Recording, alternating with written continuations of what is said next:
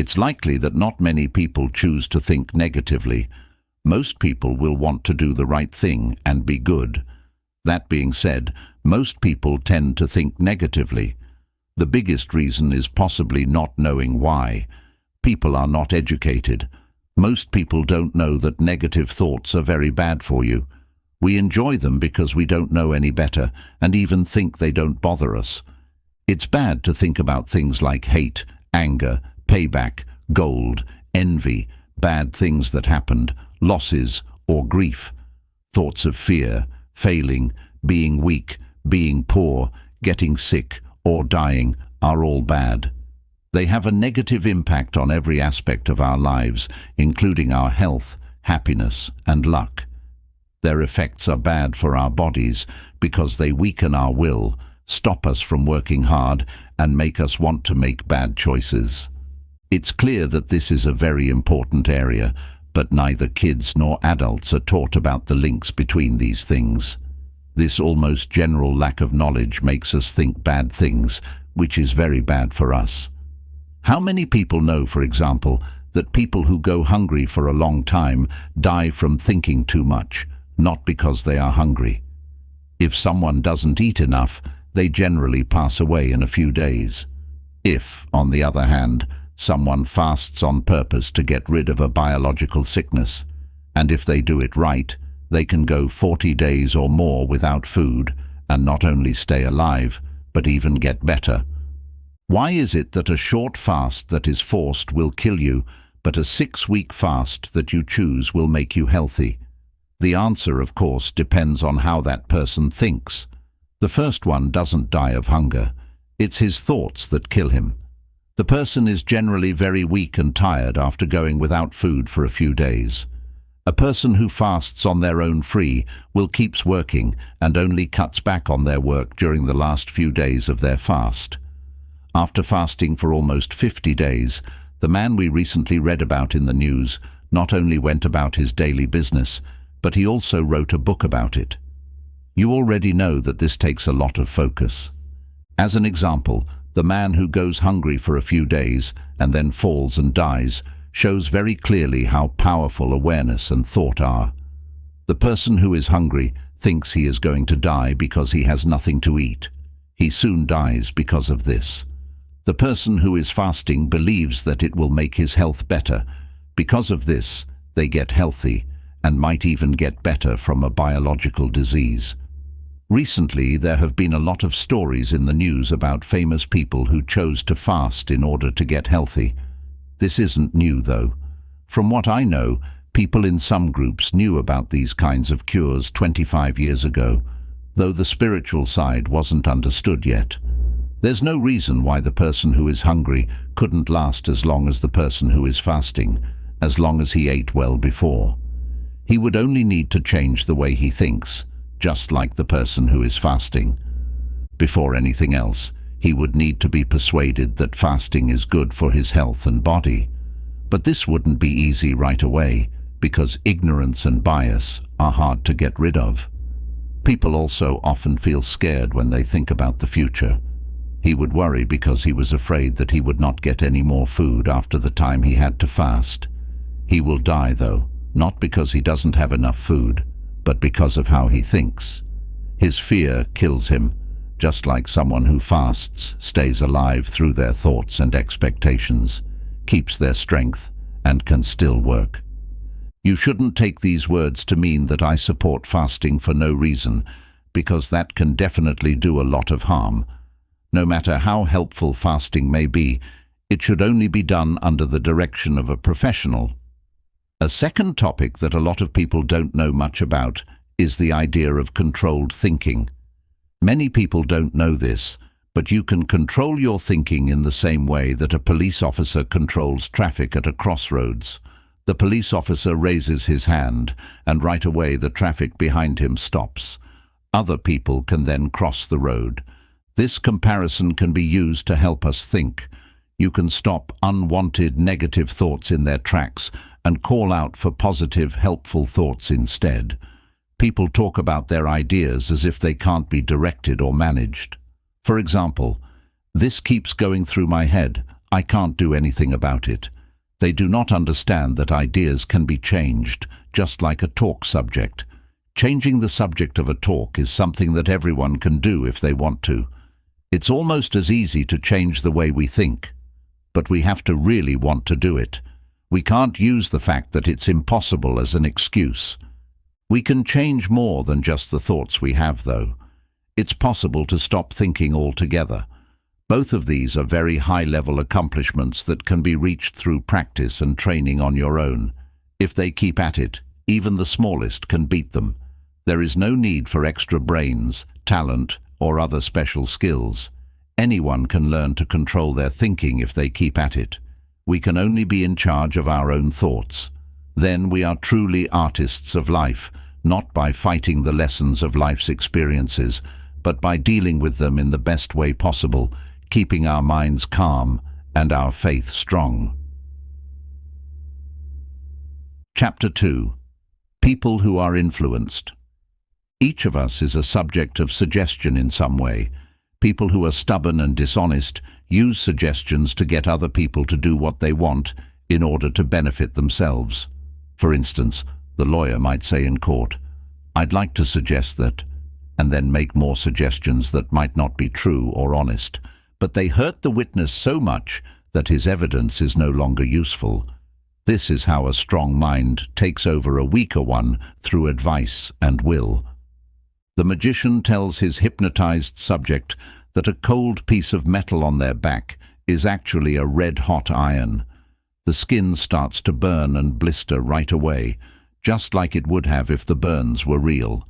He might also tell his target that a cup of kerosene is like a cup of lemonade, and the victim will happily drink the wax. Suggestions can be very powerful when used in this way. In one of his books, Dr. Schofield writes about two famous doctors who went up to a man in a diner and tried to show the power of suggestion. They told him he needed to go to bed because he looked awful. The man knew how good the doctors were and believed them. He then went home and died in bed. The doctors didn't mean any harm, and it's likely that they were just hoping for a minor illness to come up as a result of their test. In the news and media every day, we read that we should take a certain pill or drug. There are times when we read these kinds of ads over and over again, but one day we just give in and buy them. You see a man whose eyes are moving around, who is coughing, and who is always grabbing for a tissue. If you don't already have the flu, this sight makes me think you do. You should start coughing soon. There are 1,000 different ways to get the idea across. It comes to us through our ears, eyes, nose, and touch. Everywhere we go, it can push us, unless we keep a good mood to guard ourselves against all kinds of suggestions. That's all the time I have left to talk about a few more ways that suggestions affect us without us even realizing it. Newspaper and magazine ads for drugs have an especially long-lasting effect. It has already been said that we are told to take certain pills every day, but these kinds of ads aren't nearly as powerful as the way people are told about useless medicines and dangerous pills today. Pictures of people coughing are shown to us. In other pictures, people are shown with sore backs or other similar problems to make people think that they might also have these problems. When I was a boy, I remember reading a long newspaper ad with the title, "What is this new disease that threatens us all?" This made such an impression on me that I was sure I had this disease and was in great danger. If I hadn't told my parents about my fears, I most likely would have gotten sick. I will never forget the happy shouts that came after I told them what I did. My parents were laughing so hard they couldn't hold it in. They also made fun of my fears, and ever since then, I haven't been affected by drug ads. A lot of people know about Jeremy K. Jerome's funny books, especially the one about his reading a guide on symptoms. Following reading this book, he was sure he had all kinds of illnesses besides cleaner's knee, he said. Even though it's clear that Jerome wrote to make people laugh and have fun, the truth should not be ignored. Then there's mass suggestion, which means getting a lot of people to agree with you. It's natural for us to change the way we think when there are a lot of people around. It's pretty easy to change the minds and feelings of large groups of people. For a person in such a crowd, on the other hand, it is hard to stay true to their own universe of thinking. This is the reason why people who normally act calmly and logically get carried away in a crowd. This is also the reason why people who are calm and pleasant in private can get angry or crazy in a crowd. They become part of the crowd's feeling and are actually swept away. There are people who are more open to suggestions than others. Some people are stiff and glum, and ads have less of an effect on those people. Some people are more sensitive and easily influenced. These people are easy targets for suggestions unless they learn how to defend themselves. People often feel ripped off and badly treated, but you shouldn't feel bad about yourself. Instead, you should be thankful. It is exactly these kinds of people who can get the most out of ideas if they are used correctly and carefully. We are now in the area of temptations. They get into all of our lives in some way. Things that tempt one person might not tempt another, but that doesn't mean that the second person is totally above it. What else is temptation besides an idea? It doesn't matter to us where or who the idea comes from. If we don't learn how to deal with advice well, it's enough to know that it happens to everyone. There is no advice that is more sneaky than desire. It's so sneaky that it's almost impossible to find. We are given bad thoughts and reasons to do bad things, even when we are at our best and about to do good things. We have to be on guard all the time if we don't want to fall for their tricks. This is why it says in the most important book, "Watch and pray that you don't give in to temptation." As this chapter comes to a close, I'd like to quickly address the idea that almost everything in life is just a hint.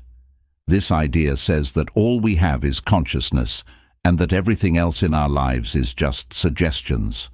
This theory says that things like poverty happen because people are told and agree to be poor.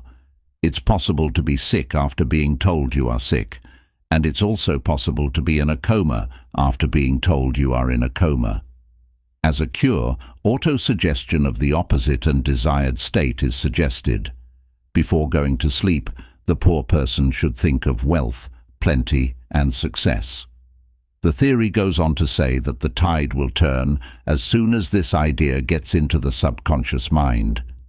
In similar ways, the same process works in other parts of life as well. So, the person who is sick is told to tell themselves they are healthy. A lot of people will think this is crazy. I don't agree with the philosophy as it is, but I won't say it doesn't have some truth to it. But messing with the mind in this way is not a good idea. Tinkering that isn't done right, or with a lack of understanding or experience, can hurt more than help. Chapter 3. How to get through it. How can we make our lives like a potter? Why is it so important to think right? Thinking right is important because it shapes what we do. It is important because it changes people's personalities and makes them strong-willed. It's important for our health and for making our lives go well. This is important because good thinking can help us resist dangerous ideas. First, we need to understand that our thoughts determine what we do, how we act, and what choices we make. We can only master the problems we face in real life after we have mastered them in our minds. In a way, telling people not to think about bad things is helpful. Instead, they should think about nice things. But there is a chance of getting into a way of thinking that is almost as bad as dwelling on problems.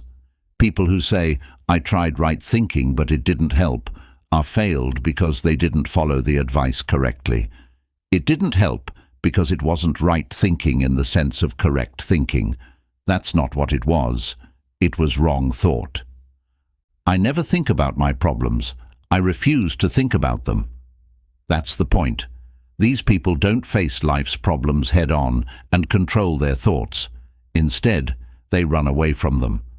Whenever this person has a bad thought, like a boring job or an emergency that needs to be dealt with, they quickly change their mind to something more pleasant.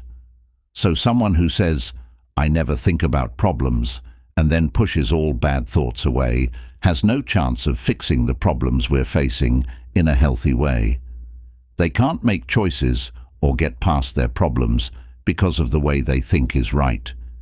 There are things we need to work on in our minds before we can master the real world.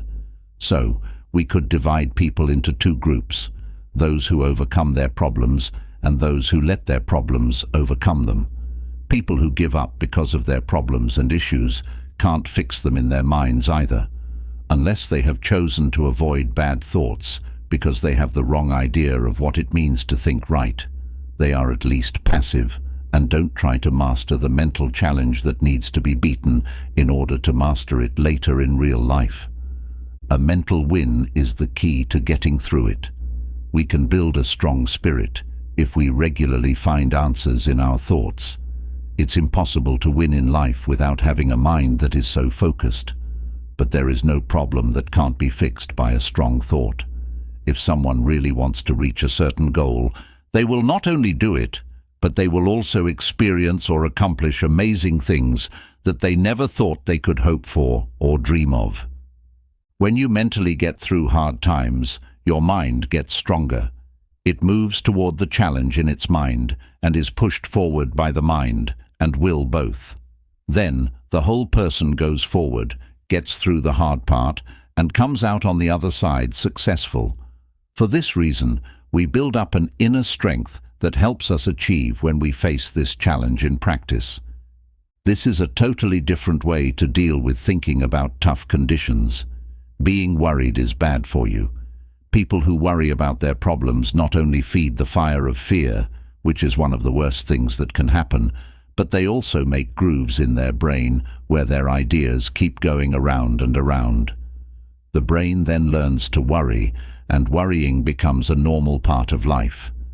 This means that whenever something seems hard, goes wrong, or makes us afraid that something might go wrong, the cells that are already full of nervous energy and worry are triggered and burst. Then the track we made for our fears keeps going on and on. Saying goodbye to this means saying goodbye to our health, our peace of mind, and a good night's sleep. There are some people who naturally worry. This bad habit was passed down to them. I'm one of them. Some people never have to worry about anything. If they were going to be put to death, they would probably read a book to pass the time. Please wait until I finish this chapter. It will only take 2 minutes, they would tell the person who was killing them. A man in my group of friends got the sad news that he was going to die from a certain sickness. It was told to him, "Don't worry about that." He laughed and said, "Don't worry, I'm not worried. That's not like us. In our family, we just deal with things as they come up. We've come to terms with the fact that it's not so bad after all. There's always a balance." This is an amazing example of how different people are in how they act and behave. Still, the number of people who worry is probably a lot bigger than the number of people who don't care. This subject of worry is so important that it needs its own chapter. We shouldn't worry about our problems and fears that we make up, but we do need to face them in our minds. There are never any good reasons to run away. It's likely that nothing is worse and more harmful than this. People who avoid their problems and don't want to face them are some of the ones who worry the most. This will only make things worse and make the problem bigger. I don't want to keep saying this, but we need to solve our problems in our minds first. It's possible to use the advice that you should forget about your worries and only think about pretty things or fantasy, but sadly, most of the time, it's used negatively. It weakens the will, takes away our initiative, and destroys our ability to choose and act when used negatively. We should not avoid a tough situation. Instead, we should be brave when we think of a tough or bad situation and believe that we can handle it. Whenever these kinds of thoughts come up, we should remind ourselves that we have the power and ability to succeed and win. Then, when we are in that real-life situation, we will be able to handle it well. Then our minds will be calm, and we'll have strength that will amaze us. Making ourselves face these kinds of thoughts of failure, problems or fears also has an effect on the mind. Clear instructions are given to it, and it knows what is expected of it. It doesn't let us down like a good worker. These kinds of statements can look different and need to be written in different ways for each person who uses them. A spiritual or religious book may be the only thing that will help one person. For someone else, these kinds of approaches wouldn't help at all.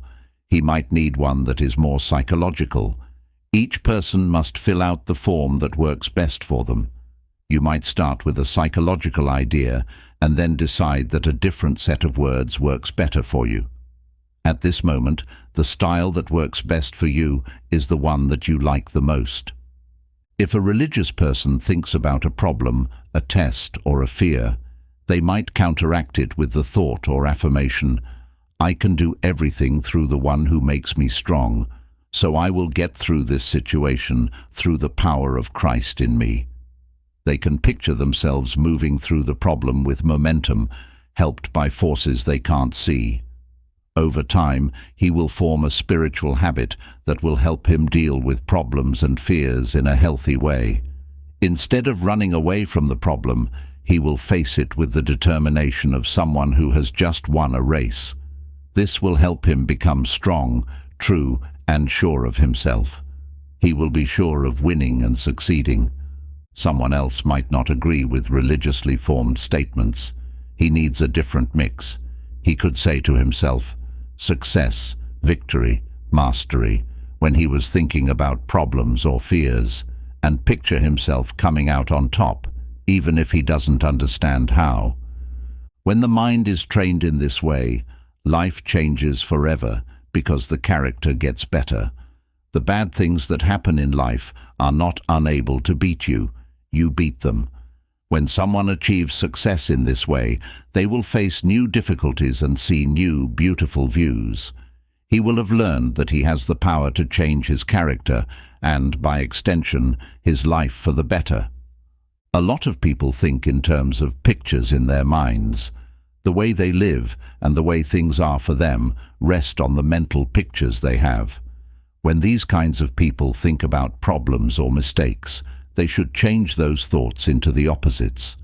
There are some people who automatically see bad things. Seeing the date of the rent due makes them feel like they can't pay it.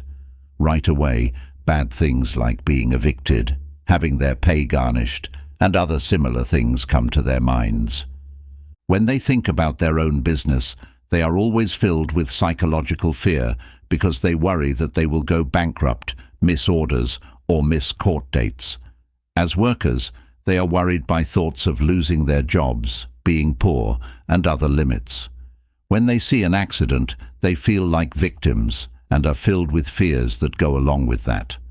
When they hear an ambulance, they think of a friend who might need surgery. People who let these pictures come up run the risk of drawing the very things they are afraid of. Because of this, it is very important to change all of these bad pictures into their positive counterparts. This way, not only do the bad effects of these kinds of damaging pictures not happen, but the good effects do happen. If you change negative pictures of failure, poverty, bad luck, accidents, illness, and death into positive images of success, wealth, happiness, health, and safety, you're more likely to experience these states in real life. For example, instead of picturing being kicked out because they can't pay their rent, the person should picture themselves paying their rent on time and living in a nice, stress-free home.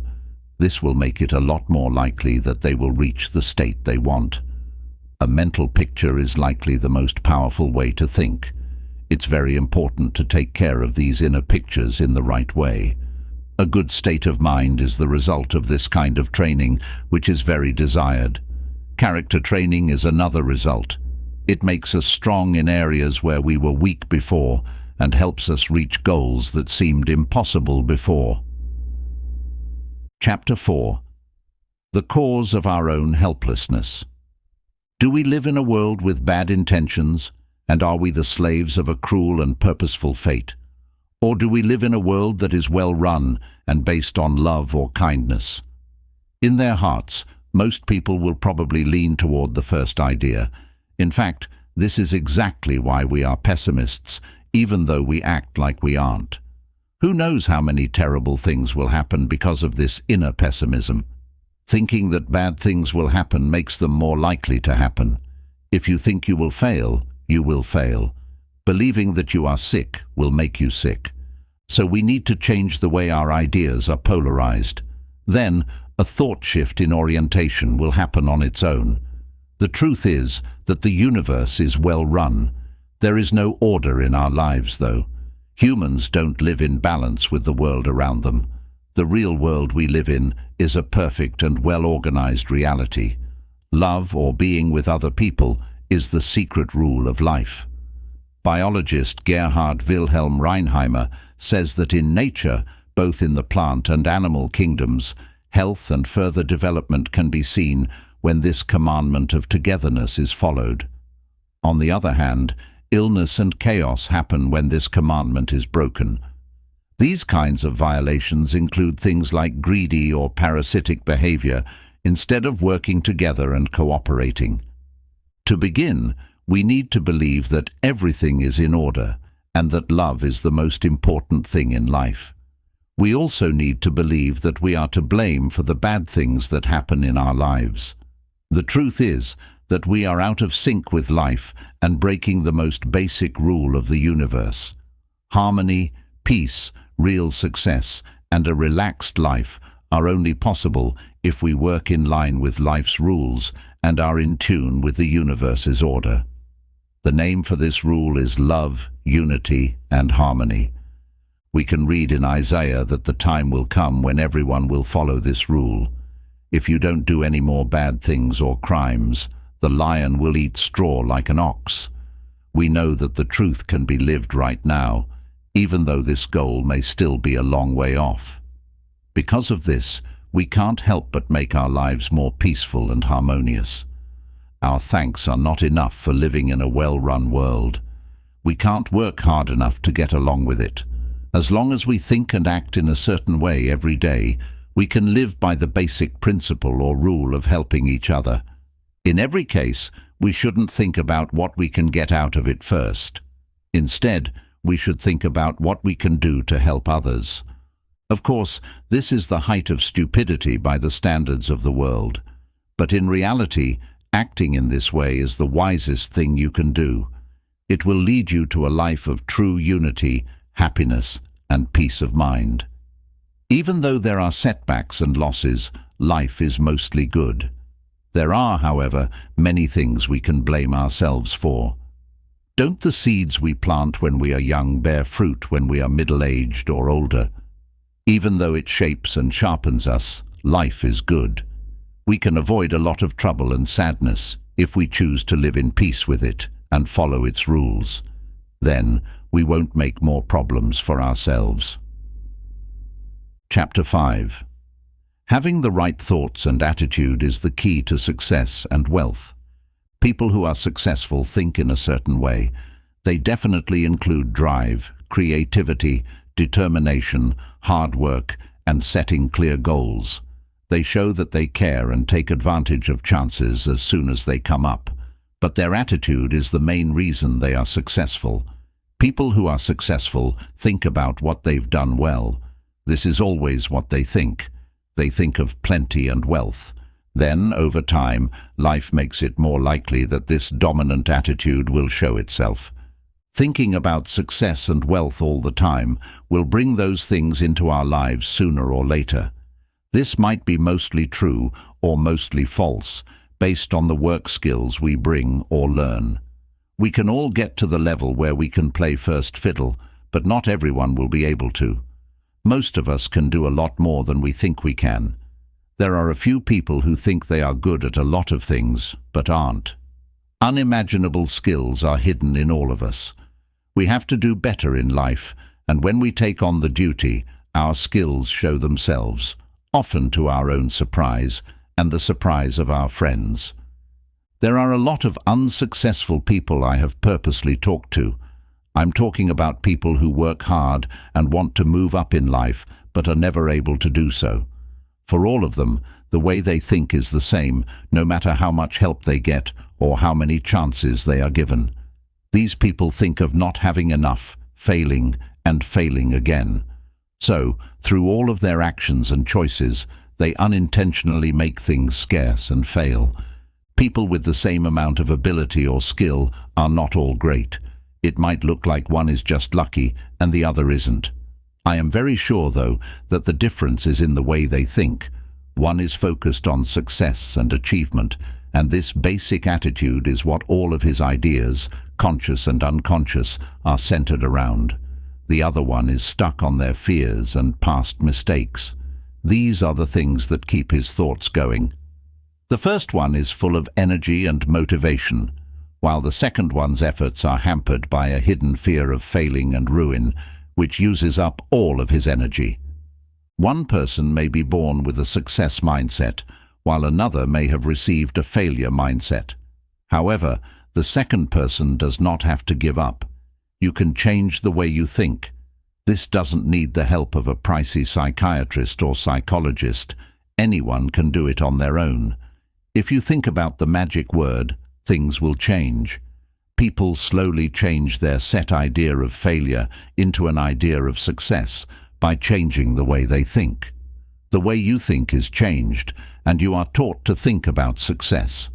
Over time, this new way of thinking spreads to the person's whole body, and he no longer sinks like a stone, but rises like a cork. He hits what he thinks is the highest point of his career, instead of falling to the lowest point. He knows that there is a lot of room at the top, because not many people use their knowledge in a good way. He gets better off, because he's no longer just using his awareness for regular tasks, and is now using it for artistic things as well. Please don't forget that helping comes before making money. We can only hold back happiness by giving the world a benefit and advantage through our united help. Money and fame are merely temporary satisfactions as long as they don't bring us happiness. We will only reach real success sooner or later if we offer perks and work together to help each other. Character does, after all, tell its own story. People who don't care about others rise quickly and make fun of things like service, justice, helping others, and so on, usually go down again soon. That's why we shouldn't just think about success and performance. Instead, we should focus on helping others and giving them benefits. The more important question is, what can I offer, rather than what's in it for me? Because real success depends on how much we can give that is valuable and useful.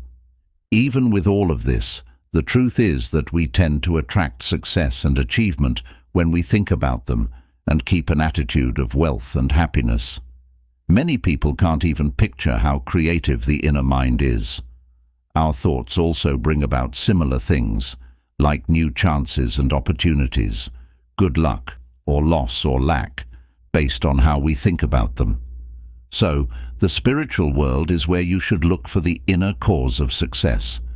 We need to train our minds to think in useful ways instead of letting them wander aimlessly. While other people waste their free time doing things that don't matter, we need to keep our minds on good things and our goals. We can keep an ideal in our minds at all times, and our thoughts will naturally and easily center on it. Thinking in this way makes us work and keep going, while other people waste their time on useless things. This is a pleasure, not a work. We get excited, look forward to it more, and find that our work is relatively easy. Opportunities will come our way as surely as the sun rises and sets. We just have to be ready for them. This law can't be broken. The chance will come our way as soon as we are ready. As we come to the end of this chapter, I want to warn you that success could take over and make us its slaves. So, whenever we can, we should aim for the best level of success. We don't always have a choice, though, because our desire drives us. The thought of this makes me think of a poor country boy who only went to elementary school, but is now a promised missionary. Clearly a job that will be too hard for him with those requirements. It's hard to say if he picked this role or if it chose him. But no matter what, this life of giving up everything and working hard, even though he has fever, is poor, is alone, and doesn't understand the world, will make him very happy. People who want to make the world a better place through their work and find success in service are truly successful. After that, it doesn't matter if success makes him a master or a slave to the master, because that kind of slavery is the happiest and most satisfying. These are priceless gems that are out of reach for those who are only interested in fame and wealth as a means of achieving happiness. Chapter 6 is about how thoughts can hurt your health. Thoughts have a bigger impact on our health than most people think. Even though genes, a food low in nutrients, and bad habits all play a role, I think that thoughts are the most important one. Feelings are part of thoughts, so when I talk about thoughts, I also include feelings. Thought training, or having ideas that aren't driven by basic urges or wants, can help you keep your mental energy from breaking up. People who read these kinds of books are often told to stop thinking about sickness, pain, and similar things, and instead think about being strong, healthy, and similar things. Basically, this is good advice because thinking about illnesses and pains all the time makes you more likely to get them. You can think about being whole, healthy, full of life, and happy. This is a good thing to do. So someone who is new to this will tell themselves, "I am perfectly healthy." They will then try to feel that way and make a mental picture of themselves as healthy, fit, and full of life. They are taking the first step toward better health by doing this. This method is good, but it's still not perfect. So, as soon as possible, better ways should be used. There's a lot more to think about. The real reasons why people are sick go much deeper. Of course, this work can't get to the bottom of all diseases, but we'd like to talk about a few important ones. To begin, it's important to know that being healthy is the normal state.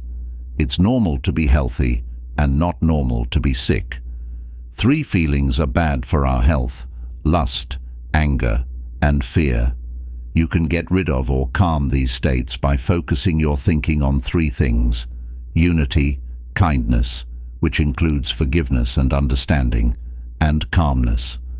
First, even though syphilis and other related diseases get a lot of attention in medical literature these days, I believe that one of the main reasons of sickness and disease is improper thought. When I say this, I mean having lustful and wanting thoughts. What happens when you think and act lustfully is bad enough, but what happens when you think and feel sexually all the time is just as bad.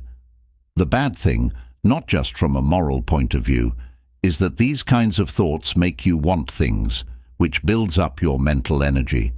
It is necessary to hold back this energy, which is likely the cause of many health problems. The best way to deal with this problem is not to push down all normal urges as something bad or immoral. It will only make things worse. The only way that makes sense is to put our thoughts above these things. We need to face the truth about ourselves and understand that lust and greed will not help us. We are using our noses to find our way around. Things that are much more important must be done. Fantasying about things that make us feel sexual or just reflect lost longings is not a good idea. Instead, we should think about things like snow-capped mountains, heroic acts, the great universe, eternal truths, or our journey of discovery through time and space. This is true 1,000 times over, and not just for moral, intellectual, or spiritual reasons. It's also true for health reasons. We don't push sexually conditioned thoughts away. Instead, we let them float on top of our ideas. We change the life forces into higher mental and psychic powers in this way. We don't shut down or waste our mental nerve energy or life force. Instead, we use it for something better. This not only makes us healthy, but it also makes us stronger in spirit and character. It also helps us be more determined and get things done faster.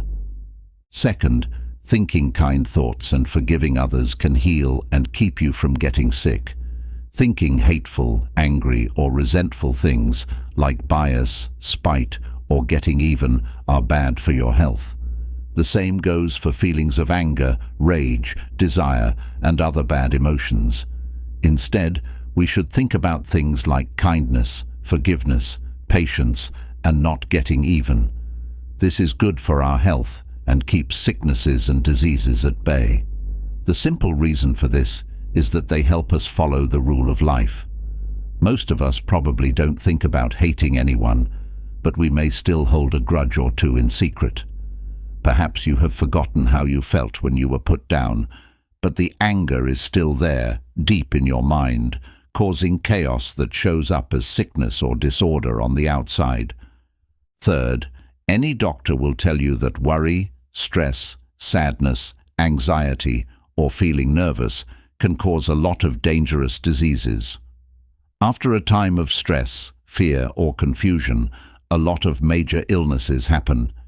Even illnesses that are mostly caused by drinking too much or doing other bad things get worse if the person is stressed or upset about something. Even with these abuses, a patient only gets sick when they are sad, afraid, disappointed, or lost. Then it really does happen very quickly. But some people who don't live too much also get sick, even if they live a calm and normal life. The nervous system can break down because of things like worrying about a kid who has gone wrong, the grief of a wife who has been misled, or a businessman's long-term money problems. The forces are drained, leaving the system open for the disease to get in. It is not being said that science thinking, which is also called right thinking, can protect us from all of life's problems. In fact, many of them are our own fault. Anyway, there are still some fruits that can be linked to the wrong seeds that need to be picked. However, we can now move forward in a way that these fruits won't hurt us. That's a big win. The same bad thing could happen to two different people. When someone responds badly, they get sick, sad, angry, and grumpy. The other person not only gets through this without getting hurt, but they also come out stronger. One of the most satisfying things to do is to show people how to use their problems to their advantage. Many doctors know that a patient who rests during times of stress, lets go, and looks to the future with hope and positivity will get better, faster, and be stronger after this experience. This also means that he is less likely to get sick again in the future. So, thinking the right way can help keep you healthy and heal you in many ways. It brings us balance and peace, and gets rid of the things that keep us from being in harmony with the universe. Everyone would be in perfect harmony with God if they could do that. There would be no pain or fear. We are hurting because our lives are not in line with the perfect spiritual order inside us. We are the ones who punish ourselves for the bad things we have done, not God. Our separation from God's order is the reason. The Father did not punish the Son for being a bad son. Instead, the Son punished himself by leaving his Father's house. When he came back, he was happily forgiven. Today, this means that we need to give up a life of mental, greedy, and emotional separation and disconnection if we want to get back to the heart of life, to order and harmony, and become one with it. We must have the wish to do this and align our whole way of thought with the divine in order to do it.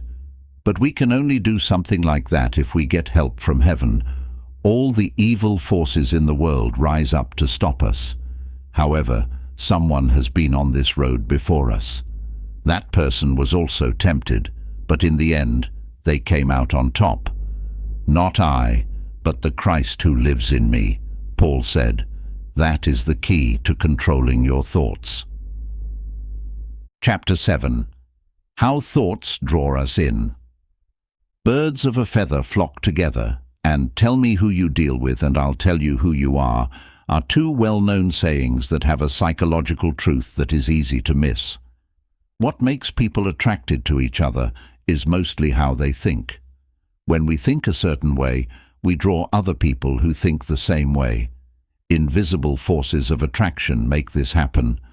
It's true that our thoughts change over time. Everyone can tell by our faces if our feelings are good or bad, strong or weak, caring or hateful. Not only do our thoughts bring us like-minded people, they also bring us thoughts that are like ours. Some might say that the subconscious mind is creative, but it's more like a container for thoughts than a source of them.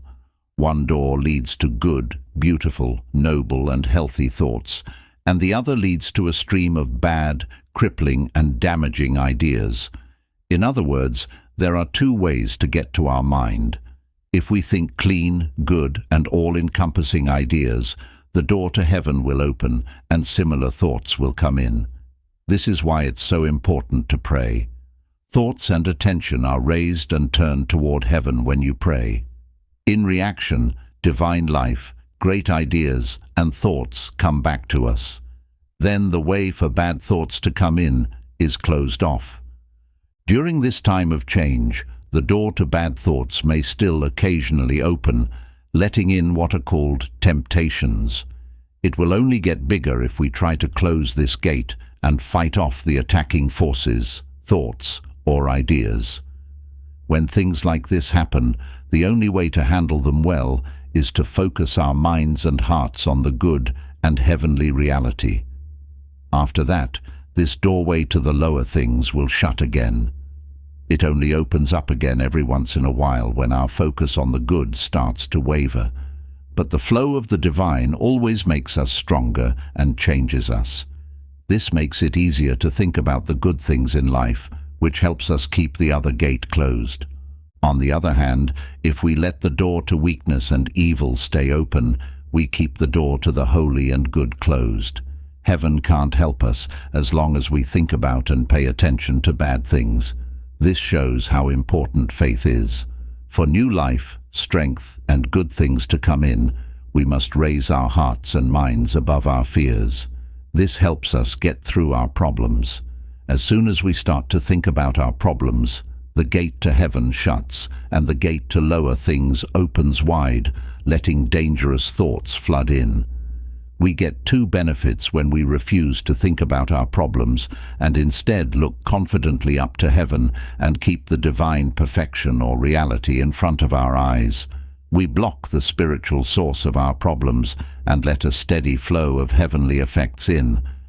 But we don't just draw one of the two streams of thought and impact to us.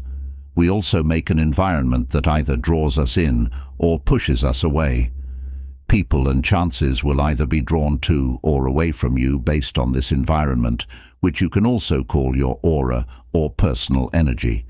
If the same job opportunity was given to two people, one with an attractive atmosphere and the other with an unpleasant one, the attractive person would do much better because he would get more customers, seem friendlier to them, be recommended to others, and turn walk-in customers into regular customers.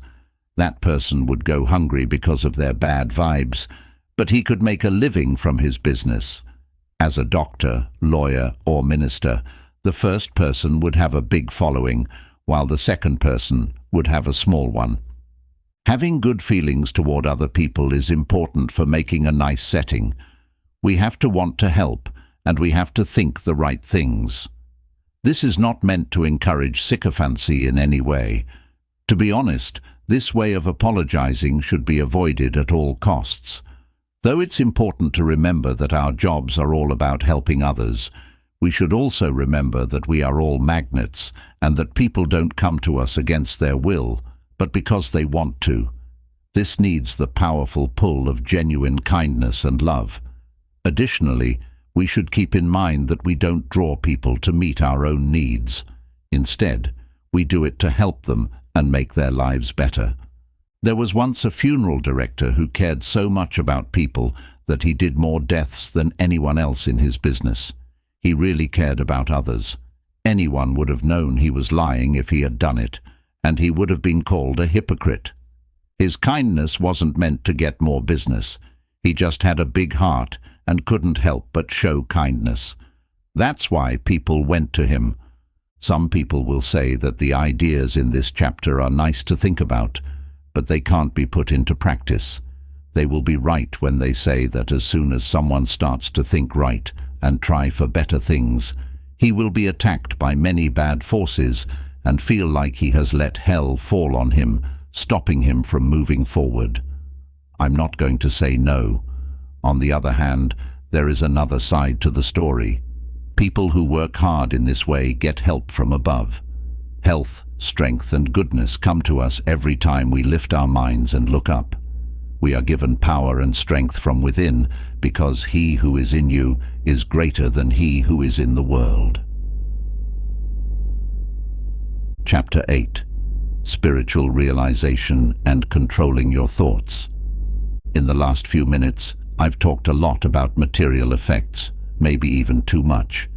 This was mostly done because it is our job to get better and help more people. But please understand that I am not supporting greed. Our main goal should never be to get something, but to give and help others. Making money is not what I mean by success. It very well could involve making some kind of sacrifice for other people. But the power of thought and how to guide and manage it is always very important, no matter what we are called to do. If a young man really wants to become a missionary, even if his friends and family don't support it, he can do it. He gets past problems that seem impossible to solve because he is focused on his goal. His emotional state would have to be stable, or he wouldn't be able to handle such obstacles. Success can turn into a slave driver over time if we work hard for it with all our hearts. At first, success seems like a shy bird that is hard to catch.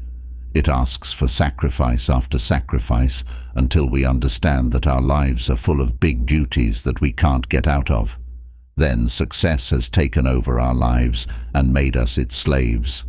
After that, it's time to set limits on our material goals. However, we don't have to be limited in our spiritual goals.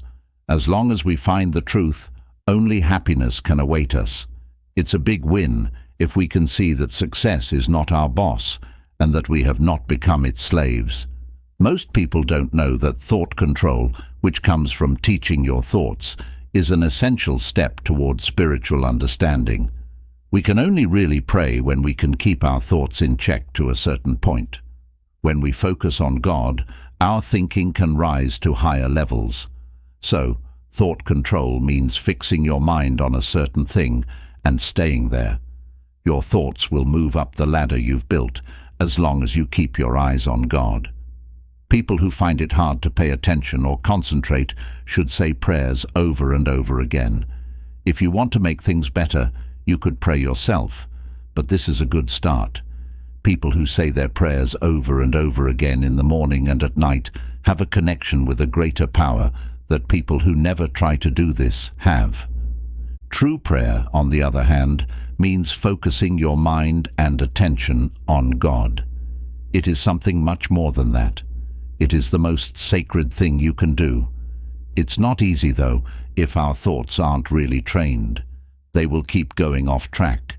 Everyday things demand our attention, and we think about things that are material instead of spiritual. They need to be brought back over and over until it becomes a habit. Only then can we pray truly. Prayer can be done in many ways. You can pray to ask for help, praise God, or be thankful. There is prayer that is focused and prayer that is reflective. These last two kinds are very advanced. They need to be able to control your thoughts almost completely. To improve our mental skills, we need to be able to control our thoughts at all times, not just when we are praying. We need it for everyday things too. We can enjoy even the things we don't want to do if we picture God being everywhere. We get better as we keep focusing on ourselves. We understand that we have a guide inside us. We're not by ourselves. Because of all of this, our character gets better. The figure will always be there. It can't die. We may not be religious or holy in the usual sense, but we have grown as people and become more emotionally and morally good. Life inside of you also called spiritual life, is real. There may be two people who are mentally awake and want to live a better life. One is able to change, but after a while, the other goes back to his old ways. In this case, the first person kept the fire going in his heart, while the second person put it out. The first one has dedicated himself to real praying and focused his thoughts on the sky. The second one hasn't done that. The second's spiritual life then died because it wasn't getting enough food.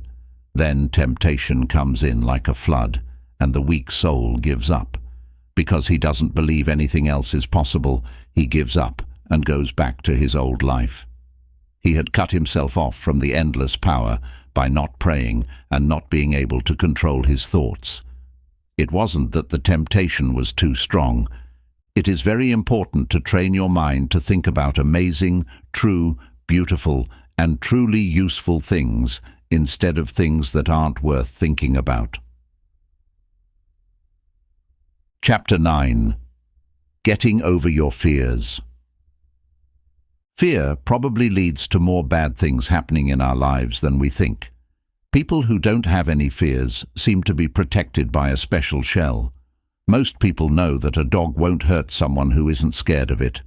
I've learned that when it comes to sports, being fearless makes you braver and most likely means you won't get a scratch. This is also supported by reports from missions, when they came across bloodthirsty cannibals and walked right up to them without being scared. What seemed like certain death since they were powerless turned out to be a meeting with a flock of lambs. A missionary was not hurt in this case. Not only does not being afraid of anything protect you in sports, with wild animals, or with dangerous men, but it also protects you from getting sick or spreading disease. Napoleon went to see troops who were sick with the plague to show that people who were afraid of it were the only ones who could get it. Before, I knew someone who went to smallpox and plague hospitals and prayed with the patients while they were sick, but he never got sick himself. He wasn't going to believe that the germs could hurt him. In this way, he showed that Psalm 91 is true. Thus, we can see that it is not germs that cause outbreaks, but fear that makes the difference. The same virus can spread to two people. One doesn't catch it, but the other does. Why? You could say that one guy was stronger and more stubborn, but this doesn't always happen. A lot of the time, the bigger person gets sick, while the physically smaller person stays healthy. But even if one person was stronger, it would only be because they were mentally stronger. In general, people who have a good mood can't get sick.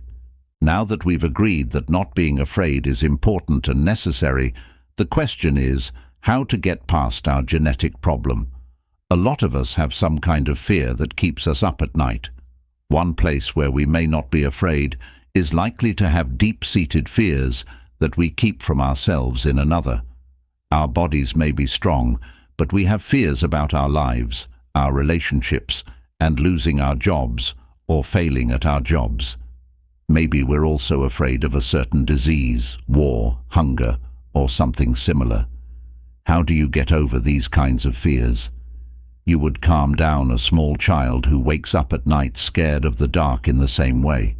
Say, "There's nothing to be afraid of." Then explain why this is true and show the child that the room looks the same at night as it does during the day. You would say that these fears are only in the mind or that they are made up. If that doesn't help, you could say, "I'll stay with you and hold your hand to reassure you that there's nothing to be scared of." The child would feel your presence, calm down, and soon fall asleep again. We do the same thing with ourselves. As people, we are very complex, and we can talk and argue with ourselves. We do the same thing we did with the little kid. We tell ourselves, "There is nothing in the universe that I should be afraid of. This is not a boast. It is the truth." This doesn't mean that as children of God we are already so strong that we can beat all evil. But it does mean that we have brought the angels to our side by siding with them. It means we are now in sync with everything else in the world. This perfect order can't be changed by the forces of chaos. We are carried and led by a power that we don't see. Edward Carpenter said, "All divine forces conspire to bring me eternal joy." If you don't feel like these forces are pushing you toward a better and more fulfilling life yet, you can use other words. The process is the same, though. We may want more, just like the child who was scared of the dark. We were asked to stay with the kid and hold his hand. So, we can also call on the all-powerful and eternal one who is everywhere. All the forces of evil have been defeated by a power. This stays with us. Be of good cheer and of good courage. Do not be afraid, for he will always be with you. And be assured, I am with you always, to the end of the age. Chapter 10. Not a demand, but following through. A person who is new to this subject might think that he knows how powerful his thoughts are and can now use this power however he wants. It would be wrong to do this. People are asked to train their thoughts so that they are in line with the rules of the world, because ideas are so strong and have such long-lasting effects. We are all a part of the great God. Everyone is our brother, and our Father is at the heart. One works for the other. Understanding that our deeds and thoughts are not in sync with life and the world, i.e. that we have the wrong view of life, is the only way to understand that our thinking must also be wrong. People say that the only way to control nature is to follow its rules. In the same way, we can only control life by following its rules. If we don't follow the simple rules of life, we become smudges in the big picture. When we live in harmony with the rules of life and work together as brothers and sisters, we can also live in harmony with ourselves. Only then will our lives be truly successful in every way. It is possible to put expectations on life and get what you want, but this gets benefits that require a lot of work and effort. Every time we do something good, we have to pay for it. People who don't want to pay will not get anything done. We have to be patient, persistent, steady, clear-headed, and committed to do this, and that's exactly what builds character. To keep our success and not let it get the best of us, we need even stronger character traits than just reaching our goal. But no matter what goal we reach, it won't bring us happiness or peace if we've been selfish and careless, or if we've left God out of the picture. You can't get peace of mind, happiness, or inner balance by making claims on life that are only about you. There may be times in our lives when we feel like everything is fine and we are in charge of our future. This might make us want to do even more and aim for even bigger things. Things like this are fine for now and might be enough for now. But eventually we learn that even though we are somewhat in charge of our lives because we have the power to choose between good and bad, in the end, our goals are set by a higher power, no matter what we do. There's a balance inside us that we need to keep.